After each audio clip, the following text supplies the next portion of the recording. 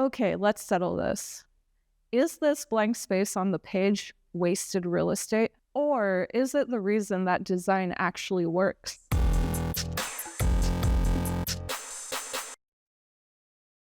Today we're diving into one of the most misunderstood concepts of graphic design: white space versus empty space. Spoiler alert, it's not about leaving things blank.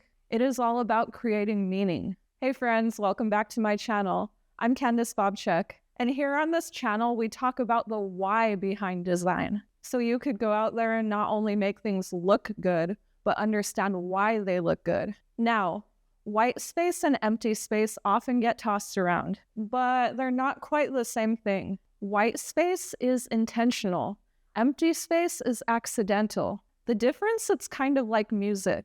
One is a rest note that adds rhythm and emotion, and the other one, it's just dead air. Let's start with the philosophy of space, because this is where the real magic happens. Again, let's keep rolling with the music analogy. When a composer adds silence, it's not because they forgot to write the notes. The pause, it gives the next sound power. And in graphic design, white space does the same thing. It makes the important parts of the layout stand out.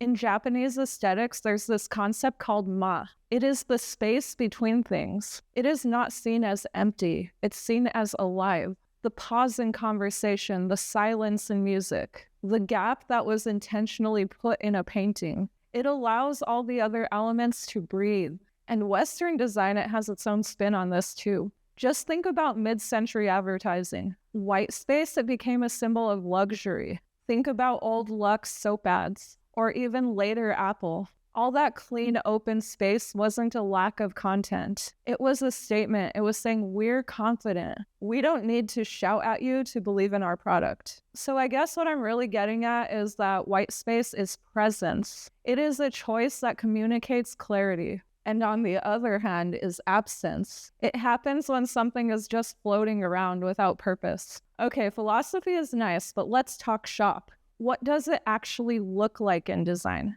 Let's look at examples of typography layouts. Good white space is generous margins, clean line spacing, letting the eye rest between sections, versus empty space when your text box is crammed to one side of the page and there is an awkward chunk of nothing on the other. One feels intentional, the other one feels like a formatting error. Okay, next let's take a look at some logos and branding. Take the best example, the FedEx logo. It is the absolute most brilliant use of negative space. That arrow between the E and the X, if you guys have watched my other videos, you already know how much I love that. That is very purposeful and intentional white space. Compare that to an overcrowded logo where things just don't align. You often see these weird gaps where things just don't feel balanced. That is empty space creeping in. And next, let's talk about web design. White space is your best friend online. It guides viewers down a landing page, separating sections so you don't feel overwhelmed. Empty space, though,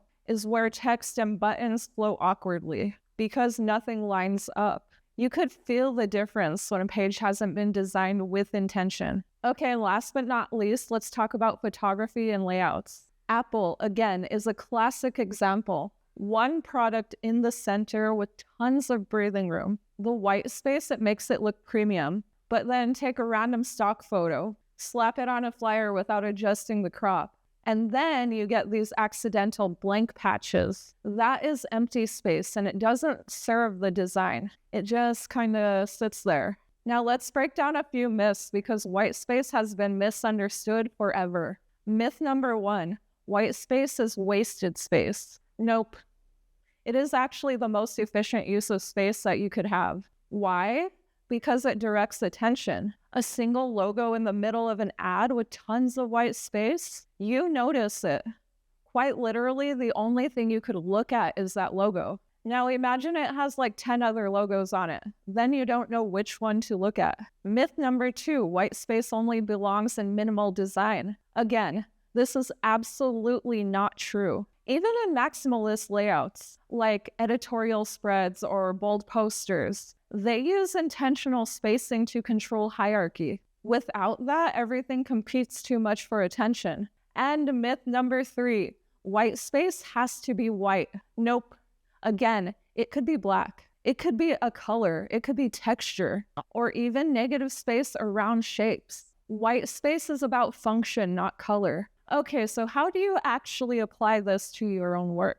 First off, hierarchy. White space gives importance. Isolate one element and then you're telling the viewer where to pay attention. And second, alignment. White space works best when it's balanced. Align things and then the space between them feels intentional, not random. And third, and I think you guys will find this the most surprising, emotion. White space can create a sense of calm, luxury, elegance, or you could use tight spacing for tension. The way that you handle it, it changes the feeling of your design. Okay, so let's wrap this up.